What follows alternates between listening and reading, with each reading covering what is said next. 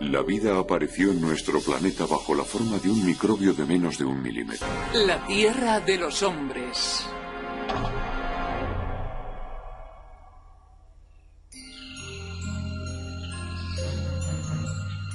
Fue en África donde comenzó la evolución de los hombres.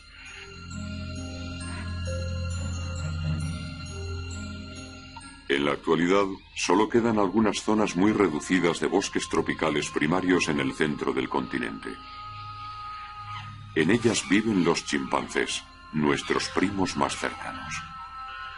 Se alimentan principalmente de frutos. Hace unos 7 millones de años, la rama de los homínidos se desgajó de la de los antepasados de los chimpancés y se pusieron a caminar de pie. Todavía no sabemos con certeza por qué se hirvieron.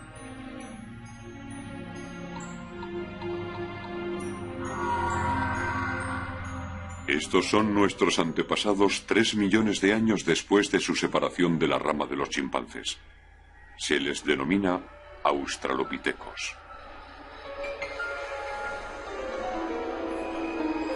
Como se habían vuelto bípedos, llevaban la espalda bastante derecha. Medían 1,40 m, aproximadamente la talla de un chimpancé. Y como ellos, tenían largos brazos.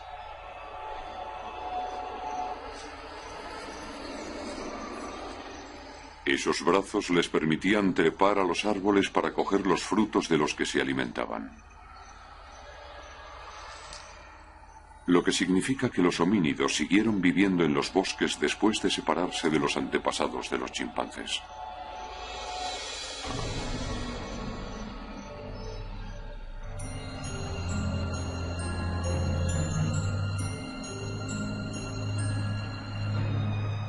Desde que aparecieron, se enfrentaron a un grave problema: la escasez de los frutos que constituían la base de su alimentación. La superficie de los grandes bosques tropicales, que los producían en abundancia, disminuía en el continente africano. Un acontecimiento ocurrido a 4.000 kilómetros más al este había sido la causa de aquel cambio. Esta es la cadena del Himalaya, conocida también como el techo del mundo. El choque de 2 continentes fue lo que originó este gigantesco macizo montañoso con cimas de más de 8.000 metros. Vamos a remontarnos 200 millones de años en el tiempo. El hemisferio sur estaba entonces ocupado por Gondwana, un supercontinente que englobaba África, India y la Antártida actuales.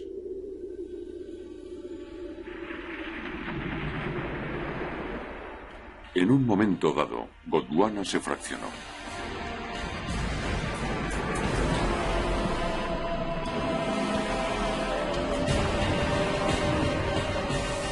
La parte que luego se convertiría en India comenzó a desplazarse hacia el norte.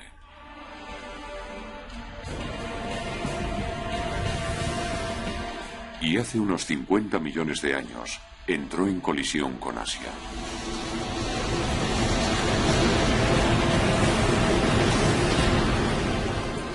El Himalaya, sin duda la cadena montañosa más grande aparecida nunca en la Tierra, nació de aquel choque.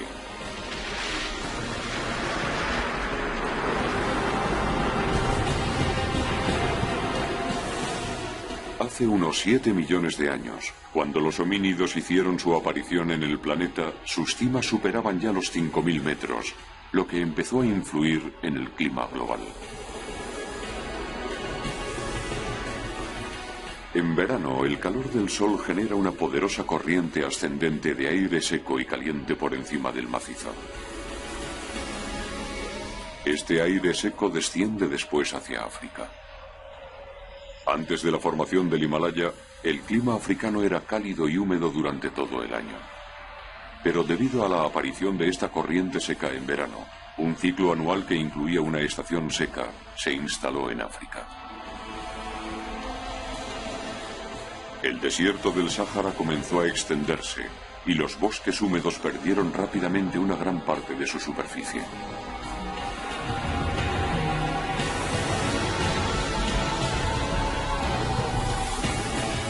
Hace unos 2 millones de años, amenazados de extinción, los homínidos evolucionaron de forma espectacular y aparecieron dos especies diferentes.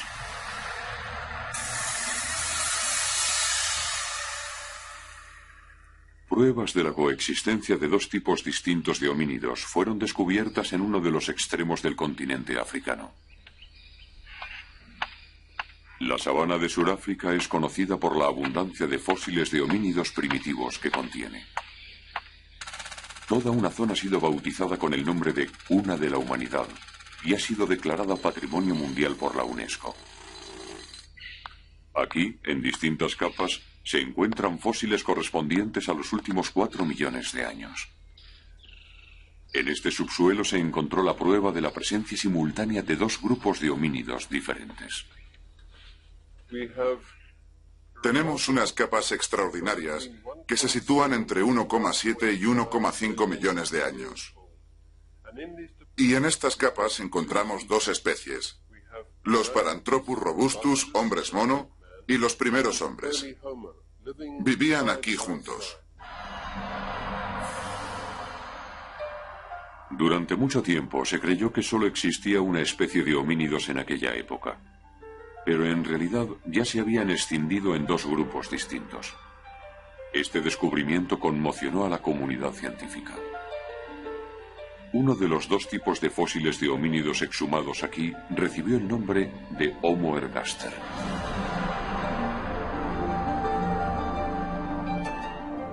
Medía 1,70 m aproximadamente, es decir, 30 centímetros más que sus predecesores.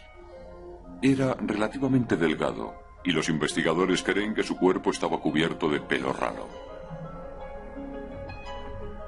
A la otra especie se la denominó Paranthropus robustus.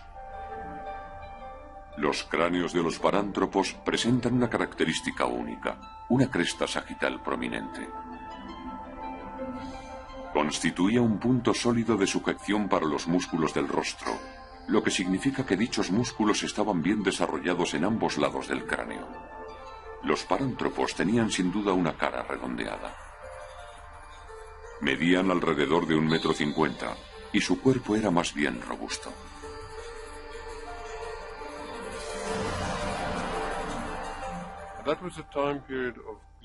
Aquella época sufrió a la vez un enfriamiento global y una sequía.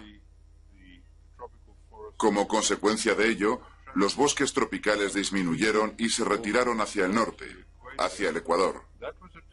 Fue en ese periodo cuando los australopitecos africanos evolucionaron hacia nuevas formas. Los australopitecos pueden considerarse como los antepasados lejanos de esas dos especies. Si los parántropos se parecían tan poco a los Homo ergaster, es porque adoptaron una estrategia distinta para enfrentarse a la escasez de recursos.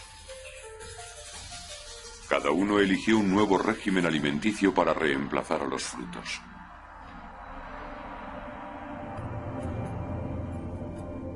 Los cazadores-recolectores que todavía viven en África nos ayudan a entender cuáles fueron aquellas nuevas fuentes de alimento. Nos encontramos en Tanzania, un país del África Oriental.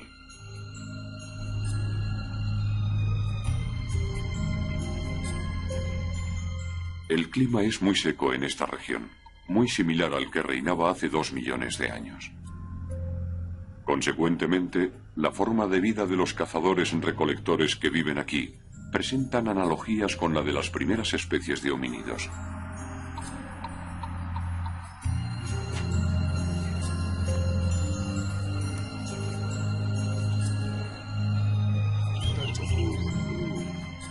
Estos hombres pertenecen al pueblo Hadza. Viven en grupos constituidos por varias familias. Este lo forman 15 miembros pertenecientes a 3 familias distintas.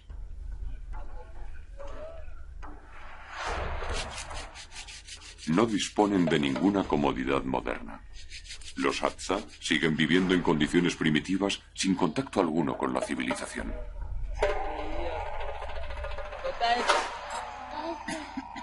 ¿De qué se alimentan los Hadza durante la estación seca?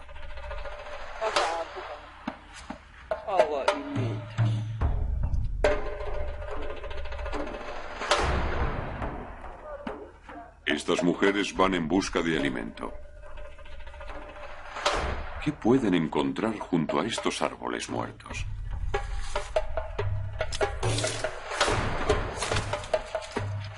El objeto de su búsqueda se encuentra debajo de la superficie.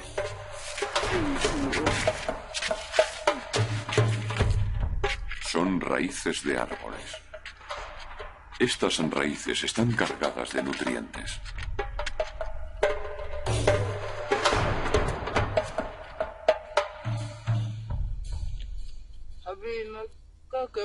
Estas raíces son comestibles.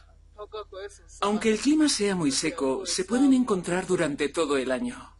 Son un alimento esencial para nosotros. Para los Hadza, las raíces constituyen un recurso indispensable durante las estaciones secas.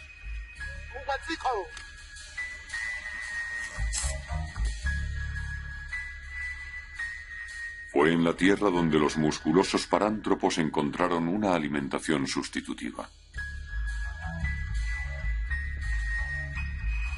Sus fósiles portan la huella de ese cambio de régimen alimenticio. Si se examinan de cerca sus molares, se observan pequeñas enrayaduras en el esmalte. Sin embargo, el esmalte dental de las especies de homínidos que les precedieron era bastante liso. Los científicos creen que las marcas se deben a la naturaleza terrosa de su alimentación.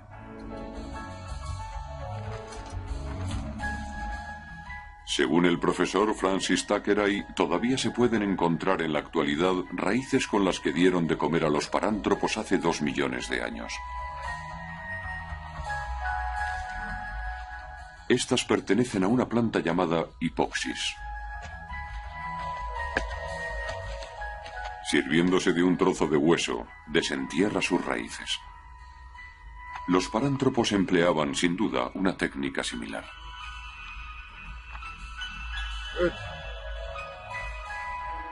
Esta es la raíz, un bulbo muy duro de unos 15 centímetros de diámetro. Es evidente que Robustus se alimentaba de plantas subterráneas como estas raíces. Contienen una gran cantidad de hidratos de carbono y son muy nutritivas.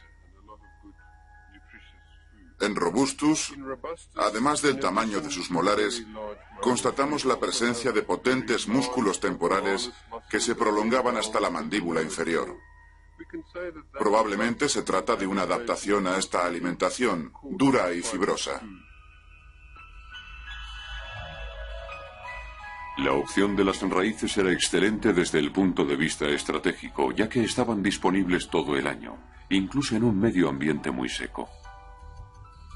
Por otro lado, como ninguna otra especie consumía las raíces que habían elegido los parántropos, podían contar con esta fuente de aprovisionamiento incluso en tiempos de escasez.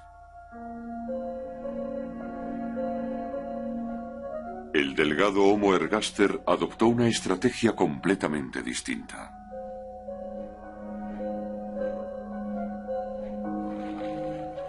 La forma de vida de los Hadza nos permite, de nuevo, imaginar el alimento alternativo por el que se decidió.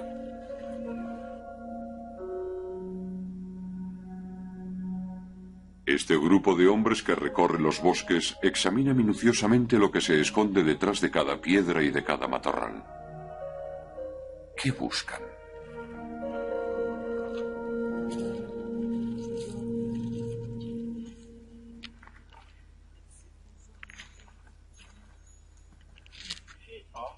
Uno de los muchachos ha encontrado el esqueleto de un animal detrás de una roca. Se trata de un trozo de presa abandonada por un leopardo o por una hiena. Estos restos constituyen una parte importante de la alimentación de los Hadza.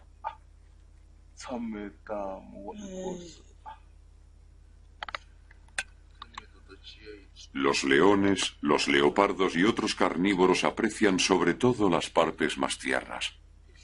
y suelen dejar una cantidad nada despreciable de carne en el esqueleto de sus víctimas. Incluso cuando ya no queda nada, los Hadza pueden extraer un tuétano muy nutritivo del interior de los huesos.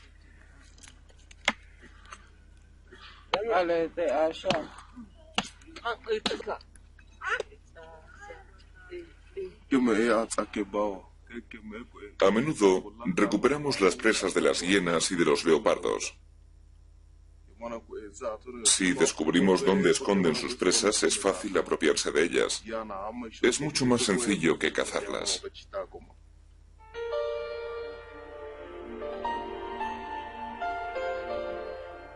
El profesor Henry Bunn de la Universidad de Wisconsin estudia el modo de vida de las tribus Hadza para intentar comprender cómo los hombres se volvieron carnívoros.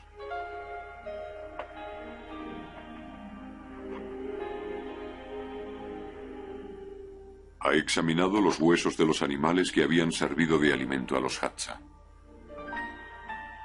En la superficie se pueden observar pequeños cortes hechos al raspar la carne pegada al hueso.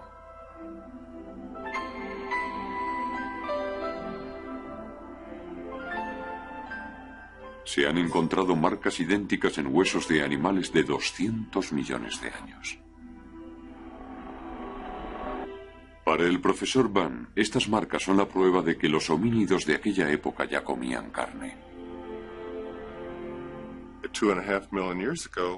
Hace 2,5 millones de años, el alimento estaba ahí. Era un alimento altamente energético y les era muy necesario. Así que en un momento dado, no tuvieron más remedio que inventar la forma de obtenerlo de los esqueletos y de los huesos. Simplemente porque los homínidos no disponían ni de los recursos físicos ni de la capacidad intelectual para comportarse como los grandes carnívoros. La carne era entonces un recurso muy disputado.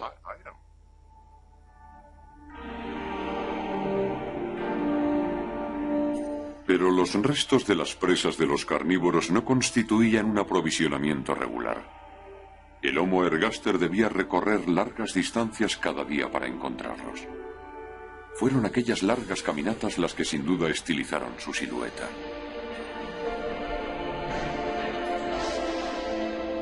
Los parántropos se alimentaban de raíces y los Homo ergaster de carne. Detrás de la necesidad perentoria de estos dos tipos diferentes de homínidos se escondía un mismo instinto, el que impulsa a multiplicarse y a buscar soluciones para evitar la extinción.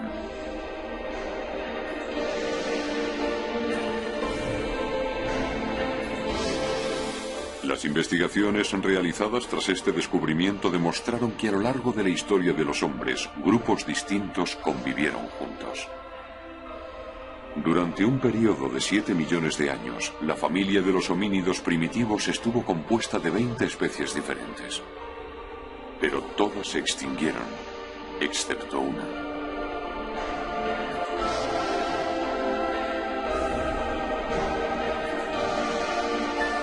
Los parántropos prosperaron durante 1 millón de años gracias a las raíces que habían convertido en su régimen alimenticio, y luego desaparecieron de golpe.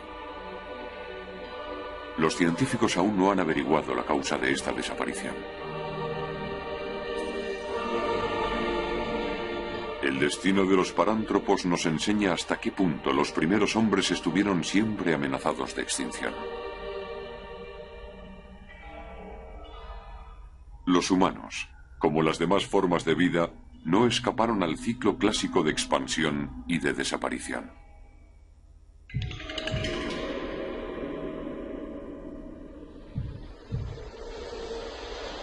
El grupo de los Homo ergaster que había sobrevivido pronto iba a superar una etapa crucial de su evolución.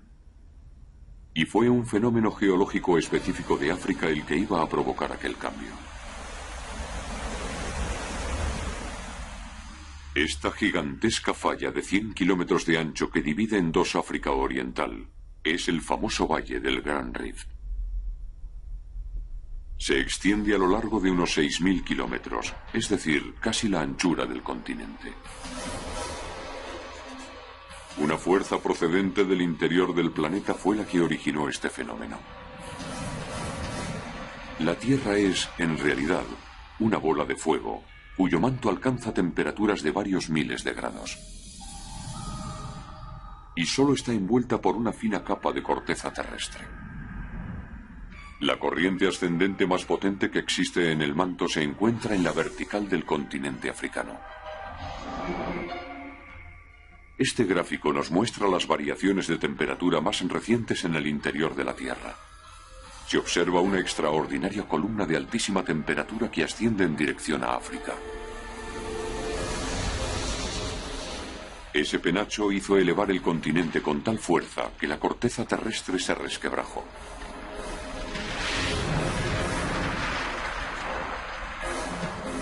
Así nació el Valle del Gran Rift.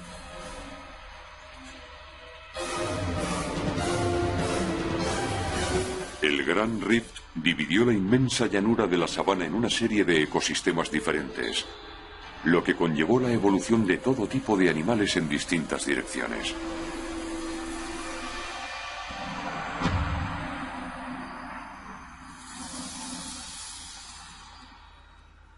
Para la profesora Elizabeth Berba de la Universidad de Yale, los cambios ambientales que originó la creación del Gran Rift hizo evolucionar a las especies animales, y es lo que posteriormente impulsó al Homo ergaster a superar una nueva etapa. La extensión de la sabana provocó la desaparición de muchos animales que encontraban su alimento en los árboles. Pero cerca de 45 especies nuevas de herbívoros aparecieron al mismo tiempo.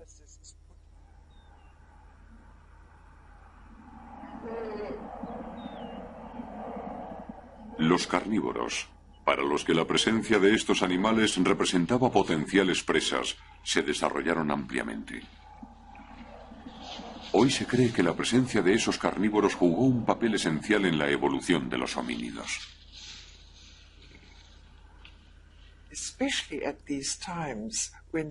Tenemos la certeza de que en aquella época, cuando la Tierra se estaba enfriando, los ecosistemas africanos se volvieron más despejados y más sensibles a las estaciones, facilitando la aparición de diferentes especies de homínidos. Al mismo tiempo aparecieron muchas especies nuevas de carnívoros. Había más carnívoros alrededor de nuestros pobres antepasados de los que hay en nuestros días. Nuestro antepasado, el Homo ergaster, había decidido alimentarse de carne, y ahora tenía que enfrentarse a un mundo donde imperaba la ley del más fuerte.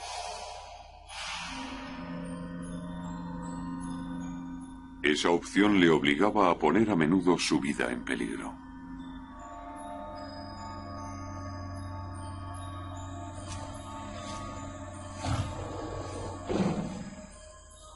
El tigre dientes de sable era uno de los animales que dominaba aquel periodo.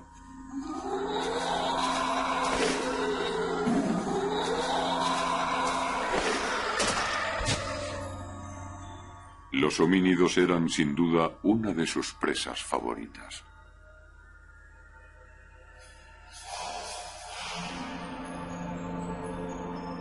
En un cráneo humano de aquel periodo se ha encontrado la huella de sus colmillos. Eso nos da una idea de la vulnerabilidad de aquellos primeros hombres a los que los carnívoros consideraban presa de caza. Pero aquella toma de riesgo indisociablemente unida a la búsqueda de carne fue también la que permitió al Homo ergaster superar una etapa crucial de su evolución. Concretamente, la adquisición de un cerebro voluminoso. Por razones desconocidas, únicamente los cerebros de las especies de homínidos que se alimentaban de carne experimentaron tal crecimiento. Los primeros australopitecos disponían de una caja craneana de unos 500 mililitros, muy similar a la de los chimpancés. Se cree que el cerebro de los primeros Homo ergaster carnívoros llegaba a los 900 mililitros, es decir, casi el doble. El de los parántropos vegetarianos que desaparecieron había conservado un volumen de 500 mililitros. Aún no se sabe con certeza por qué se desarrolló tanto el cerebro de algunos homínidos. Pero es casi seguro que el consumo de carne favoreció ese crecimiento. Nuestro cerebro es el órgano de nuestro cuerpo que consume mayor energía. Se cree que el alto contenido calórico de la carne era más apto para proporcionar esa energía.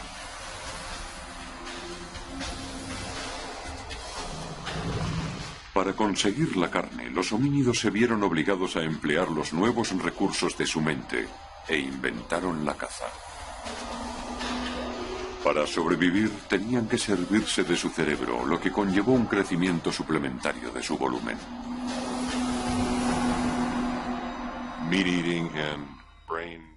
El consumo de carne y el crecimiento del cerebro van unidos.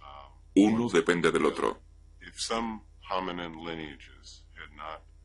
Si algunas familias de homínidos no hubiesen optado por un régimen carnívoro, el ejemplo de los parántropos nos da una idea de cuál habría sido el resultado. Ellos desaparecieron hace 5 millones de años.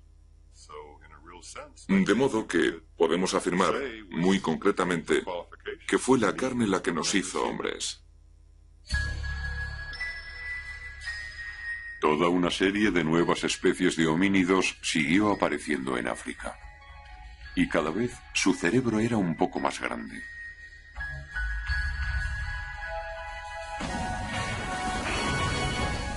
El del Homo erectus, que siguió al Homo ergaster, superaba los 1000 mililitros. El Homo erectus salió de África y se extendió por Asia. Sus descendientes engendraron al hombre de Java al llegar hasta la actual Indonesia, y luego al hombre de Pekín cuando llegaron a China.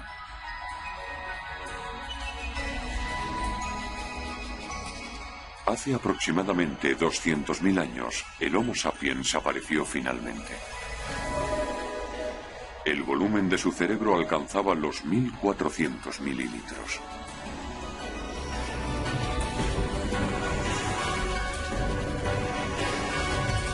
Nosotros, los Homo sapiens, habíamos adquirido un cerebro de un tamaño inigualado.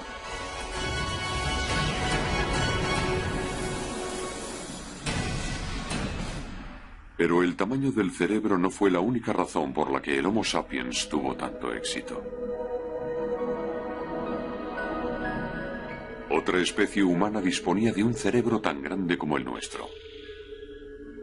El hombre de Neandertal, que apareció hace 300.000 años. El volumen de su cerebro era también de 1400 mililitros. Era más o menos de la misma talla que el Homo sapiens y morfológicamente un poco más robusto.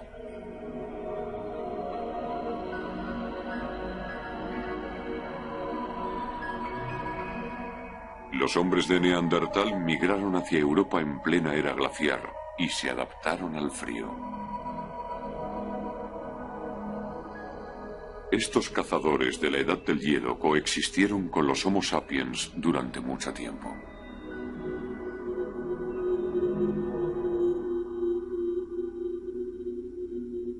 Neandertales y Homo sapiens tenían muchas cosas en común. De hecho, no sería muy difícil darle a un Homo sapiens de hoy la apariencia de un hombre de Neandertal.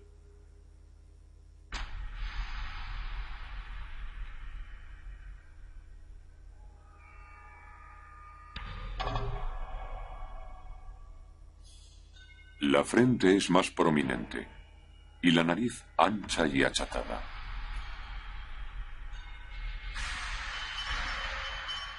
La nariz voluminosa calentaba el aire helado de aquella época durante la inhalación.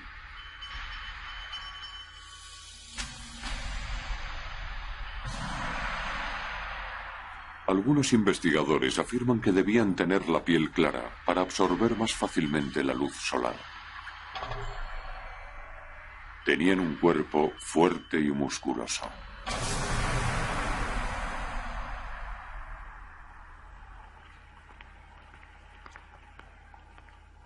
Un científico dijo un día que si un hombre de Neandertal se paseara hoy por la calle, no provocaría ninguna reacción en particular.